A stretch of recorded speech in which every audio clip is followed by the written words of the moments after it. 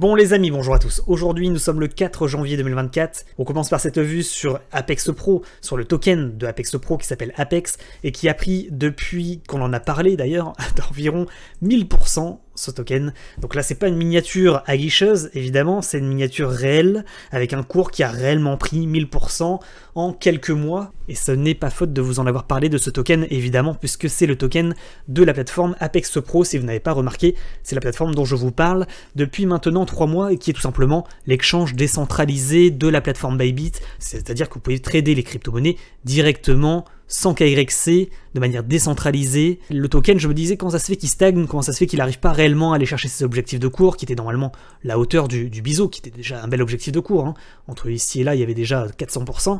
Mais en fait, breakout du niveau, support, résistance, à un moment donné, breakout, c'est breakout, hein. C'est boule, on en a parlé d'ailleurs dans la dernière vidéo YouTube, parce que ça fait 3 semaines, que dis-je, 3 mois qu'on parle de ce token quand même. Donc voilà, maintenant, affaire réglée, on va pouvoir passer aux autres pépites potentielles, et je vous souhaite évidemment une excellente année 2024, une bonne santé, beaucoup de bonheur évidemment pour vous et vos proches. Donc les amis, on débute directement par le Bitcoin. Je n'ai pas loupé ce qu'il s'est passé évidemment ces derniers jours sur le Bitcoin, j'étais en vacances, mais néanmoins, tout ce que l'on avait dit globalement dans la dernière vidéo YouTube, c'est réalisé, hein. Qu'est-ce qu'on avait dit? On avait dit potentielle entrée en range entre 44 500 $ et les 40 500, support de bas de range, support de haut de range, attention au fake out en haut de range, ou sur cassure du haut de triangle ascendant, attention au fake out pour réintégrer et retomber soit sur le support du bas de triangle, soit sur le bas de range. Donc qu'est-ce qu'il a fait? Il a fake out évidemment, et il a été chercher le bas de range, et depuis, hop là, il remonte et il retrace la baisse qu'il a réalisée. C'était tout simplement une chasse au stop loss, feinte de dump, une feinte de reprise de baisse pour finalement mieux repartir. On va faire un point sur les graphiques et comme d'habitude je vous rappelle que ce contenu n'est pas un conseil d'investissement, que vous risquez des pertes financières, que vous devez trader de manière responsable en faisant vos propres analyses. Donc les amis, on va pouvoir poursuivre maintenant avec le Bitcoin. Où en est-on? En vue mensuelle, on voit cet énorme rounding bottom dont on a parlé à plusieurs reprises avec une ligne de coups aux environs des 47 000 $. Donc on rappelle, cassure de ligne de coup de rounding bottom, objectif, la moitié de la hauteur du rounding reporté, ça nous envoie tout simplement aux environs des 61 000 $. Hein. Ça nous envoie sur les clôtures mensuelles de l'année 2021. Donc ça, c'est ce dont on a parlé dans la dernière vidéo YouTube, des enchaînements de rounding bottom pour aller chercher toujours des nouveaux plus hauts, toujours les targets haussières. Donc pour le moment, il n'y a pas d'invalidation de ce scénario, même si il y a des baisses de cours dans la hausse générale. Évidemment, on s'y attend. Néanmoins, globalement, au niveau de la structure générale, au niveau de la structure macro, il n'y a pas eu de changement depuis la dernière vidéo YouTube. Au niveau des tracés chartistes, alors là, c'est la guerre des étoiles. C'est pas très grave, on va simplifier évidemment ces graphiques. Tac. Le risque principal, on va pas se mentir, c'est qu'il fasse une énorme fist carotting, on en a parlé hier sur Twitch, de retracement complet pour rechercher le support pour mieux repartir. Donc ça serait le pire scénario, il faut évidemment en parler, ça serait un Bitcoin qui pourrait retomber dans le pire des scénarios avec un crash des marchés financiers aux environs des 20 000 $. Néanmoins, pour le moment, on n'est pas dans cette configuration, il n'y a pas de reprise de baisse, donc pour le moment, on ne peut pas considérer ce scénario comme étant à privilégier. Également au niveau des différents supports majeurs, on en a un évidemment ici, 40 500, 37 000, 30 000 environ, et évidemment le retracement complet en fist carotting sur le long terme pour aller chercher les 20 000. Néanmoins, pour le moment, ce qui se trame, c'est ça, c'est un point haut, un point bas, un point bas, un point bas, un retracement complet. Quel objectif va-t-on chercher? Évidemment qu'on va chercher la trend. C'est une évidence. C'est d'ailleurs ce qu'a fait Apex, hein. Support, mais c'est ce que font toutes les cryptos, hein. C'est pareil sur Solana, c'est pareil sur plein de crypto-monnaies dont on va parler juste après dans la vidéo, évidemment, c'est toujours la même structure, hein. Tac, tac, tac. Tac. Cassure, boule, c'est extra boule. Là, on est dans le même scénario sur BTC. Donc, résistance au support, peu importe, on casse, on vient chercher le niveau, c'est pas impossible qu'on contracte, qu'on latéralise, qu'on feinte, qu'on contracte à nouveau, breakout, pump. C'est ça qu'on espère. Donc c'est finalement une validation de cassure de ligne de coup, de rounding bottom aussi, hein. C'est la même structure, hein. C'est le même point chartiste, c'est le même pivot chartiste. Et il n'est pas forcément à 46 000. Moi je pense qu'il est plus haut ce point chartiste. Je pense qu'il est aux environs entre 48 000 et 50 000. Vous voyez, c'est difficile de donner à 2000 $ près le niveau de rejet potentiel, ou en tous les cas le niveau de breakout potentiel, mais on le voit sur cette vue, potentiellement, il devrait être à peu près ici. Allez, on va arrondir à 49 000 $. 49 000 $, c'est soit on corrige pour faire finalement une anse, un rounding tasse avec anse, ce serait la grosse correction qu'on attend. Donc ça nous permettrait d'acheter du Bitcoin à 37 000, 38 000, hein, s'il devait y avoir cette correction, soit breakout direct. Il y a plein de crypto-monnaies qui ont réussi à faire ce breakout sans qu'on ait forcément besoin de créer une anse et de faire ce mouvement en 2 temps. Voilà. Beaucoup de cryptos l'ont fait en un seul temps. Donc on espère évidemment maintenant que le Bitcoin le fera également, lui aussi en un seul temps. Quelle sera la target si on devait breakout? Potentiellement c'est un nouveau plus haut. Hein. La target c'est déjà la TH, c'est déjà les clôtures, à mon avis, de toute façon c'est la hauteur du rounding reporté, donc la théorie chartiste c'est évidemment de rechercher ces niveaux, on en a parlé en début de vidéo YouTube. Mais après je pense qu'on ira chercher, en tous les cas je l'espère, ce rounding suivant, hein, ici. Ça sera un énorme rounding, hein, et l'objectif ça sera, on en a déjà parlé, c'est dans le meilleur des scénarios, si toutes les planètes sont alignées, c'est les 100 000 $, voire un petit peu plus. Moi je mettrais une target maximale aux environs des 110 000, 120 000 $. C'est ma target la plus haute potentiellement de revente de mes bitcoins. Je pense que, sincèrement, je pense que si on va chercher les 100 000, voire un petit peu au-dessus, je revendrai mon stock de bitcoin, hein, évidemment. Enfin, évidemment, c'est pas forcément évident, mais je pense qu'il faudra revenir à la réalité à ce moment-là et savoir se séparer de ces précieux bitcoins. En tous les cas, c'est ce que je ferai, moi, à mon avis, en grande partie.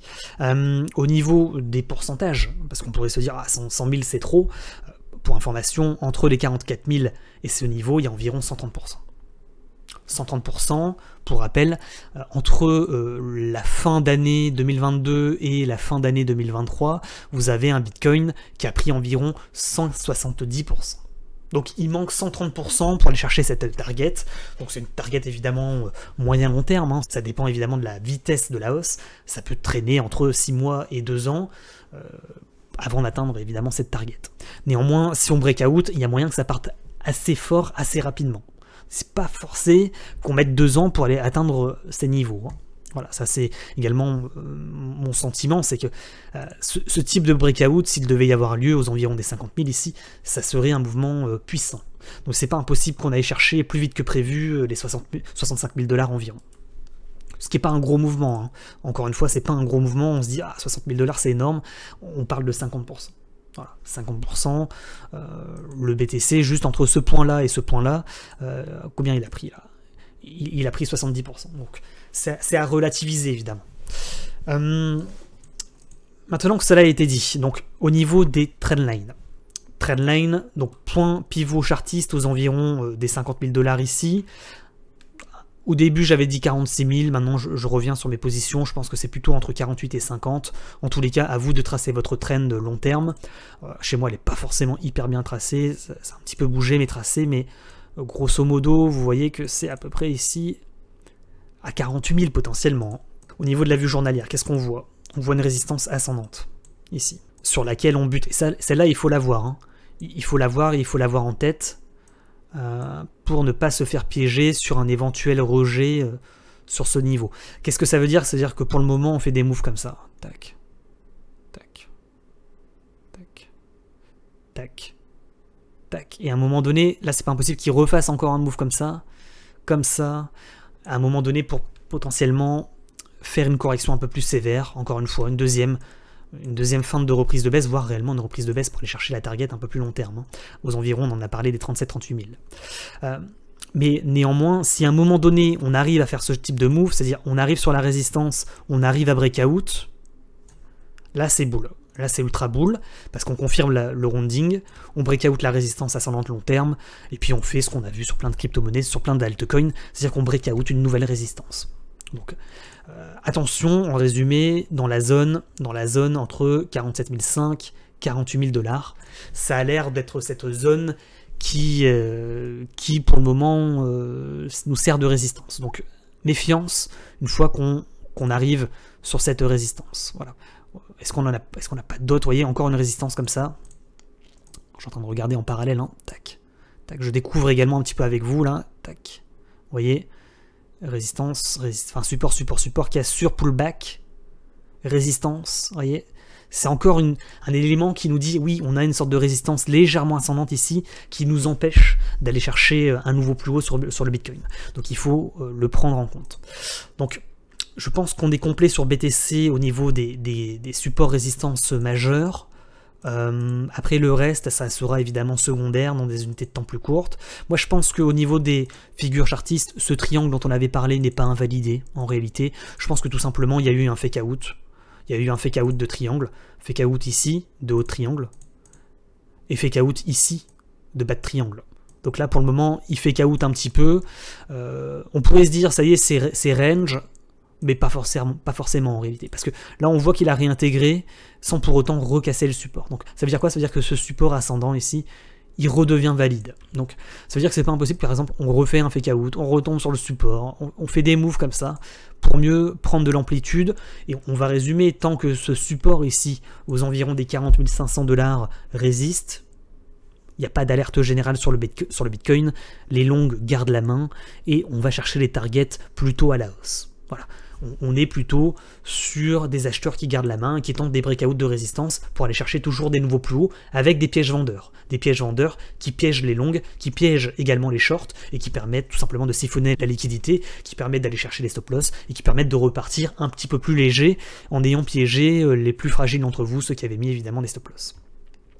Donc, on résume.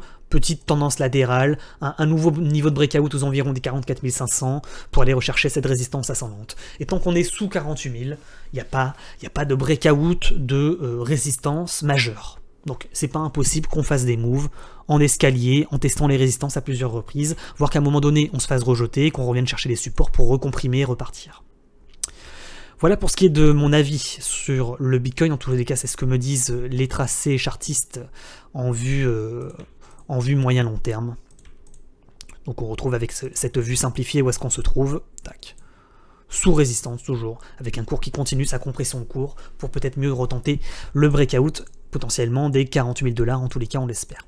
Au niveau maintenant des autres actifs financiers, un dollar qui maintient sa baisse globalement, même si on pourrait se dire, là il a fait un rallye, ça y est, rebond confirmé sur le dollar, ça repart boule, pas du tout, il a pris 1,6%, il reste globalement sous résistance, que ce soit la résistance en vue semaine ici, voire la résistance un peu plus long terme ici, on est sous résistance au niveau du dollar, et pour le moment il maintient des plus bas et des plus hauts de plus en plus bas, donc pas de reprise de hausse sur le dollar.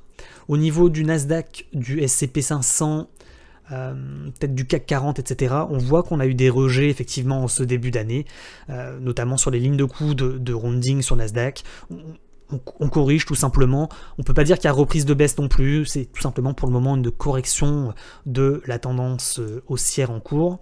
Ça peut être tout simplement une correction de la hausse ici, pour aller rechercher par exemple le support, et mieux repartir ensuite en continuant dans le canal ascendant également, avec des points bas, des points hauts, des points bas, des points hauts, etc. Et en fait, tant qu'on ne casse pas cette structure comme ça, en canal ascendant, il n'y a pas de reprise de baisse sur le Nasdaq, c'est une correction plutôt normale pour le moment. Je pense que par contre, sous 15 000 points, ça serait potentiellement une reprise de baisse sur le Nasdaq, et ça commencerait à mon avis à être inquiétant sur le Nasdaq. En tous les cas, rejet sur les niveaux de résistance sur les marchés financiers traditionnels en ce début d'année. Au niveau maintenant des altcoins. Altcoins qui suivent pour le moment le Bitcoin, pas de breakout majeur du niveau des 2440 $ sur Ethereum, rejet sur résistance, et un support qui maintient également, il faut le dire, la chute du cours, donc pas de reprise de baisse, pas de reprise de hausse, tendance plutôt latérale et un chandelier de siphonnage de stop en cette fin de semaine. Au niveau de BNB, donc magnifique épaule tété épaule, on va chercher l'objectif, on latéralise sur l'objectif, rien à signaler de particulier. On a quand même un XRP qui est revenu chercher le support qui était connu, hein. J'ai pas bougé mes tracés depuis la dernière vidéo YouTube, donc on est toujours dans une structure peut-être potentiellement en canal ascendant sur XRP, et on a été chercher le bas de canal pour mieux revenir en milieu de canal. Au niveau du DOG, il est revenu également chercher son support moyen long terme ici, suite à un rejet sur résistance de son rounding ici. Donc le DOG c'est pareil, on pourrait se dire le DOG c'est exécrable, que fait le DOG, c'est la fin la fin des haricots sur Dog, plus personne n'en veut. Néanmoins, belle compression de cours, il faut le dire, en vue mensuelle. Un rejet sur résistance, un fake out ici de résistance.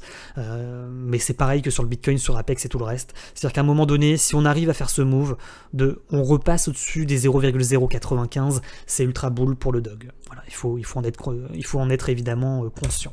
Au niveau du ADA Cardano, il a déjà breakout sa résistance, il a déjà fait le breakout, et maintenant il latéralise. Donc on est plutôt sur un cours qui consolide, qui corrige, qui fait de la chasse au stop loss, mais qui maintient globalement sa hausse. Au niveau du Matic, pas de breakout, il y a eu une feinte également de breakout, comme sur le Dog ici. Il est revenu chercher le support, donc on l'avait dit, hein, support résistance, support résistance, support résistance, il maintient cette tendance latérale entre ces deux niveaux, un excellent niveau d'achat aux environs des 0,75 et un niveau de breakout aux environs des 0,99, qui serait encore une fois une cassure de résistance majeure, en épaule TT épaule inversée en plus pour repartir ultra bull potentiellement sur le Matic aux environs des 0,99 ou 1$. Le TRX qui consolide toujours dans une sorte de compression de cours, extrêmement comprimé le TRX, à ne pas négliger en vue semaine ici, avec un potentiellement, suite à une consolidation et un range de compression, un nouveau breakout sur TRX. En tous les cas, tant qu'il ne casse pas ici son support à 0,1, on va dire 0,1, pas d'alerte générale sur le Tron. Le Shiba Inu, magnifique Shiba Inu, avec cette structure en triangle descendant, cette fist carotting, cette cassure pullback ici, magique, hein. C'est magique ce genre de move, parce que on va choper les stop loss sur environ sur 25%, on laisse tout le monde sur le bord de la route, tous ceux qui avaient mis des stop loss se sont fait prendre, et on repart sereinement, on revient rechercher la résistance correspondant à la ligne de coup de ce magnifique double bottom, pour potentiellement retenter le breakout et aller chercher l'objectif de cours, aux environs, on le répète, des 0,14 sur le Shiba Inu LTC. LTC qui maintient son support, avec pareil, comme sur le Shiba Inu, une feinte ici sur la bande haute de Bollinger, un siphonnage de stop sur environ ici 25%, un beau ravalement de la baisse, de moitié j'ai envie de dire, et finalement une tendance latérale et une compression de cours, on le voit en vue hebdomadaire qui commence à se préparer, avec toujours ce niveau de breakout dont on a parlé dans les dernières vidéos YouTube aux environs des 77,4$. Le AVAX avait toujours également cette résistance, ici, tac, résistance majeure, comme sur BTC hein, d'ailleurs, qu'il faudrait réussir à breakout pour aller chercher un nouveau plus haut. À mon avis, ça serait ultra bull si ça devait arriver, et avec un cours qui pour le moment consolide. Avec une feinte également à plus court terme, et c'est pour ça qu'il faut pas forcément regarder la vue court terme, de épaule TT épaule, on se dit ah épaule TT épaule ça retombe. Pas réellement, on a une cassure pullback, soit il réintègre, et ça sera bull, soit il réintègre pas, il ira chercher cet objectif de cours aux environs des 26$. Le Apex, bon le Apex on l'a vu, 1000%, bien joué à ceux qui l'ont pris pour information. Moi j'ai revendu environ hier en stream 240-250 Apex pour retrouver finalement ma mise de départ. J'avais mis 300 balles sur Apex, j'ai retrouvé mes 300 balles et il me reste 2250 pardon, Apex en jeu, donc que je n'ai pas vendu, et on est aujourd'hui à 1,26, donc investissement long terme, j'ai envie de dire, j'ai fait 1000%, on verra bien, hein. On verra bien maintenant, l'avenir nous le dira sur Apex. 300 balles qui se transforment en pratiquement 2500-3000 euros, c'est quand même assez beau. Néanmoins, pas vendu, pas gagné, hein. Pas vendu, pas gagné, il y aura des corrections, il faudra y être préparé, et j'en suis parfaitement conscient. Donc sur Chainlink, c'est toujours la même stratégie, hein. On retrouve ce support résistance long terme très net sur Chainlink, avec double rejet ici, et un cours qui consolide, qui se prépare potentiellement pour refaire un nouveau breakout. Pour le moment, on est sous résistance, c'est un peu comme sur pas mal d'altcoins, il n'y a pas eu de cassure confirmée. Par contre, vous le voyez sur Solana, breakout du niveau, pump, et vous voyez ce qui peut arriver derrière. Il peut arriver que suite au pump, bam, ça fasse une grosse correction, un gros fist carotting, un gros pullback pour mieux repartir. Donc, attention, si on devait le faire sur Bitcoin ou sur les altcoins, soyez préparés à ce type de mouvement. C'est pas parce qu'on breakout et qu'on fait un mouvement ici, par exemple sur le breakout d'environ 50%, que c'est pas dit qu'on fasse une correction pour revenir tester cette résistance qui va devenir finalement un support. Donc attention à ce type de mouvement, on le voit sur Solana, ça pourrait arriver également sur les altcoins et sur le Bitcoin évidemment, avec un breakout des 48 000, on va chercher les 50 000, voire un petit peu dessus, puis paf, on se reprend une jambe baissière pour revenir tester ce support à 47-48 pour mieux repartir ensuite. C'est pas impossible que ça arrive, on le voit sur les altcoins. Solana n'est pas le premier que je vois à avoir fait ce type de move. De la même manière, hein, un fake out Pour faire un pullback, pour réintégrer, c'est également quelque chose qui s'est déjà vu, donc méfiance également dans la zone 48-50. Il faudrait breakout les 48 et ne pas retomber en dessous des 48. Voilà, c'est ça mon avis, pour effectivement maintenir le niveau de résistance qui a été breakout. Au niveau du NIR protocole, bon, on voit pareil une sorte de breakout, et puis un chandelier de siphonnage de stop, et puis un retour au point de départ avec un NIR protocole aujourd'hui à 3,94 $. Le VeChain qui fait partie des potentiels pépites. On va commencer à rentrer dans les pépites, là, les pépites potentielles, avec un breakout potentiel également sur le VeChain ici, aux environs des 0,04. Voilà, toujours la même stratégie, je vous fais pas un dessin, cassure de résistance majeure, ultra bull, on va chercher la traîne suivante au niveau des 0,058 à mon avis, à peu près dans la zone ici. Le ANKR qui rentre également en pépite. Toutes ces pépites, on en a parlé hier sur Twitch, donc on vous les présente aujourd'hui sur YouTube. Support, support, support, belle compression de cours, feinte, siphonnage de stop ici, et un niveau de breakout qu'il faut repasser, au-dessus duquel il faut repasser pour donner un gros signal boule sur ANKR, qui n'a pas encore fait le mouvement. Et ANKR, évidemment, ça pourrait faire partie de ces pépites. Donc pareil sur Atom, on m'a posé la question, je mets Atom également dans les tops des pépites potentielles, avec évidemment cette épaule tête épaule inversée, cette cassure pullback en fist carotting, avec cette force acheteuse pour revenir tester la résistance et tenter le breakout. Donc Atom, Cosmos fait partie de ces crypto-monnaies avec une belle configuration. EGLD c'est pareil. Ce support résistance long terme avec cette... On le voit, ce rejet sur résistance, il revient chercher le support, il redonne un petit signal boule et on l'espère qu'il fera un move comme ça, un petit peu GLD. Donc vous voyez, ça pourrait prendre 1 ou 2 mois hein, avant de réellement tenter le breakout, mais c'est comme ça sur tous les altcoins pour avoir effectivement ce signal boule de breakout, de résistance ascendante ici, que vous voyez aux environs du dernier plus haut, aux environs des 76 $. Le H-bar qui, pareil, rentre en pépite potentielle avec cette magnifique résistance qu'il faudrait réussir à breakout pour donner un signal boule, et avec également, il faut le dire, ce magnifique rounding bottom. Consolidation pour mieux tenter. Donc ça, c'est plutôt intéressant sur H-bar. Le Sand, pareil, magnifique support résistance, magnifique rounding bottom également. Donc potentiellement, moi le Sand, je le mets également en pépite potentielle avec un niveau de breakout aux environs des 0,6. Ethereum classique. Pareil, même stratégie. Avec un niveau de breakout potentiel aux environs des 23,4. Sushi. Sous résistance, alors je ne l'ai pas mis dans les pépites, mais pour moi il pourrait rentrer également en pépite aux environs des 1.44, un bon niveau de breakout. Après, à savoir quel crypto va péter avant les autres, c'est assez compliqué de déterminer, après c'est la chance, hein, j'ai envie de dire, c'est le destin. Est-ce que vous avez de la chance ou pas? Et bien pour le moment, et évidemment il faut le rappeler, le Bitcoin peut entraîner l'ensemble du marché à la baisse. Hein.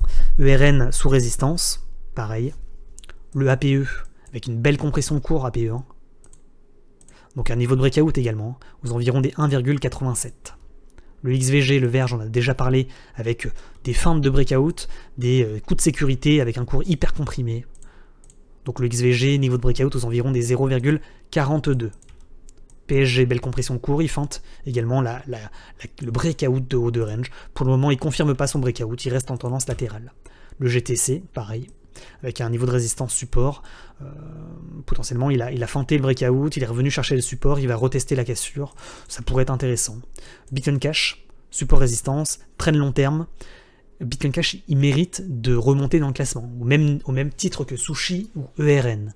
Pour moi, ça peut être une potentielle pépite. Je vais vous les mettre d'ailleurs sur Discord, hein, les pépites dans l'onglet crypto pépites. Tac, ça va être ajouté tout ça. Je vais faire l'effort pour vous les mettre. Donc évidemment, n'oubliez pas de liker, de vous abonner et de mettre également un petit commentaire pour information. Je ne ferai pas de vidéo à mon avis pendant plusieurs jours là, parce que je vais avoir de la famille à la maison. Donc voilà, épaule tête épaule inversée, rounding bottom, niveau de breakout avec siphonnage avec feinte de breakout aux environs des 0.4 sur SXP. Pour le moment, ça confirme pas. Le Wing, lui, il a confirmé, cassure du niveau, breakout. Donc là, le Wing, suite au breakout, il avait pris environ 70%. GRT avec un double bottom, une feinte de cassure, un siphonnage de stop sur environ 45%. C'est dur mentalement, c'est le crypto qu'il faut holder, et j'ai envie de dire, si vous mettez des stop loss, vous avez de grandes chances de vous faire prendre par la patrouille, hein, évidemment. Donc c'est pour du holding. Et pour tenter des breakouts comme ici, sur le XEC, d'un magnifique triple bottom en vue hebdomadaire, avec un niveau de breakout aux environs des 0,039. Le CRV, pareil, le CRV avec un magnifique triangle de compression, avec une fin de cassure de support, il réintègre le support, il va peut-être retenter la cassure du triangle par le haut. Ça peut être potentiellement intéressant, le curve, avec un niveau de breakout aux environs des 0,74. Et ensuite, on va terminer rapidement par quelques crypto-monnaies qui sont pas forcément des pépites potentielles, mais qui sont intéressantes à analyser, comme le Uni de Uniswap, qui fait une cassure pullback ici, qui maintient son support et qui potentiellement pourrait revenir chercher ce niveau de résistance à 7.5. Le Harmony. C'est des cryptos que vous m'avez demandé, donc tout simplement je vais les regarder. Tout simplement, dites-moi en commentaire quelle crypto vous souhaitez que j'analyse. Ensuite, on a le Phantom, qui est DYDX, avec ce support du bas de canal, il est toujours en tendance latérale. Donc DYDX, c'est un peu comme le Apex, c'est juste que c'est une crypto qui est plus long terme. Apex, c'était une plateforme plutôt récente, donc c'était pas forcément très bien pricé au niveau du tarif du token, alors que bon, DYDX, malheureusement, ça a peut-être été surcoté, j'en sais rien, au niveau du graphe, en tous les cas, il est bien retombé sur l'année 2022. Mais au même titre que l'ensemble des cryptos. C'est pas un procès que je fais à DYDX, c'est juste que pour le moment, ils performent pas, alors qu'on a des altcoins qui performent plus que DYDX. Voilà, c'est un constat. Peut-être pour terminer de vos altcoins, je vais attraper 2-3 commentaires au hasard de la dernière vidéo YouTube. Axelar, je sais plus c'est quel crypto ça, Axelar. C'est pas AXL? Le AXL, je sais pas si c'est ça. Mettez-moi encore une fois les noms des tokens directement, pour qu'on puisse, pour me simplifier la vie au niveau de la recherche des tokens. Donc c'est une crypto qui a, c'est un peu comme Apex, qui a performé, qui a pris bon, un peu moins, 280%, et maintenant qui est un petit peu haut perché, il faut le dire. En vue hebdomadaire, c'est un peu compliqué de faire une analyse réelle, sachant que moi, mes années sont plus en vue hebdo avec des niveaux de breakout. Là, on voit qu'il pourrait corriger à plus court terme aux environs des 1$. Voilà, ça serait pas déconnant, c'est pas les meilleures figures chartistes à Excel. Et ensuite, SLP Lunce. Alors c'est une vidéo qui dure un petit peu plus longtemps, mais c'est pas grave, c'est une vidéo retour de vacances. De toute façon, je vais pas être là pendant quelques jours, donc autant faire une vidéo un petit peu plus longue, avec voilà, une sorte de rounding bottom, avec une fin de cassure. Il revient tester, donc il est entre support et résistance, entre 0,027 et 0,0034. Allez voir cette vidéo formation sur Tangame Wallet, c'est vraiment une super alternative à Ledger que je vous recommande. Allez voir cette vidéo, je vous la mets comme d'habitude en commentaire épinglé ainsi qu'en description. Et merci à tous ceux qui ont commandé avec le lien affilié, vous obtenez moins 10% sur vos commandes, et moi je touche également une petite commission, donc évidemment ça soutient également la chaîne. NKR, on l'a déjà analysé. Le Wave, vous m'avez demandé également le Wave également sur Twitch hier, donc on va prendre un petit temps pour analyser le Wave. Donc on voit qu'il y a toujours une structure comme ça, légèrement ascendante. On voit qu'en vue hebdomadaire, il y a un niveau de breakout, un haut de range aux environs des 3,27. Donc c'est pas impossible qu'il ait feinté, qu'il revienne retester la résistance et qu'à un moment donné, il arrive à breakout ce niveau. On voit qu'on a un support également comme ça, qu'il ne faudrait pas casser, sinon on pourrait tomber en bas de range. Voilà ce qu'on voit sur le Wave. Donc on répète un niveau à 3.10 environ. Le Lunce, on le voit, on m'a demandé le Lunce. On va regarder un support ascendant ici comme ça. Vous voyez qu'il a touché le support, donc c'est un bon point pour rentrer, tenter un long. Le support a tenu. Là, à plus court terme, évidemment, il fait une sorte de canal descendant, comme ça. Il continue dans un canal descendant, donc il pourrait faire un move comme ça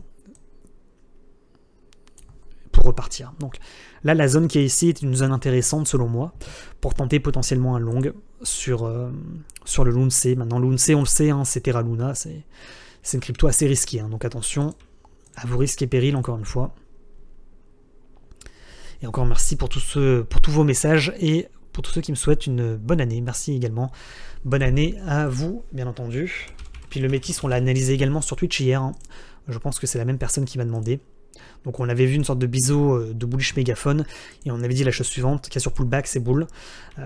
Cassure pullback, réintégration, c'est bear.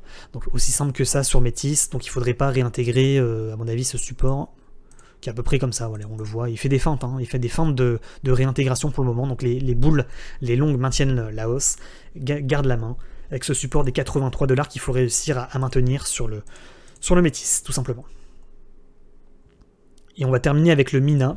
NKR, on l'a déjà fait, donc désolé si j'ai oublié évidemment vos crypto-monnaies, n'hésitez pas à me dire en commentaire quelle crypto-monnaie vous souhaitez que j'analyse. On voit sur le Mina, c'est vraiment très propre, le Mina Protocol, avec cette structure également en bullish mégaphone. Hein. C'est même stratégie que sur Métis. Donc ça veut dire quoi? Ça veut dire qu'on est ici, il y a deux possibilités majeures. C'est soit une cassure pullback pour refaire un rallye et aller chercher une nouvelle target, soit il fait une cassure pullback réintégration, comme il a fait ici. Cassure pullback réintégration, il casse son support et hop là, il va retomber pour aller rechercher un support comme ça pour retenter, ou latéraliser, aller chercher le bas de support, le bas de la structure. Bon, donc voilà.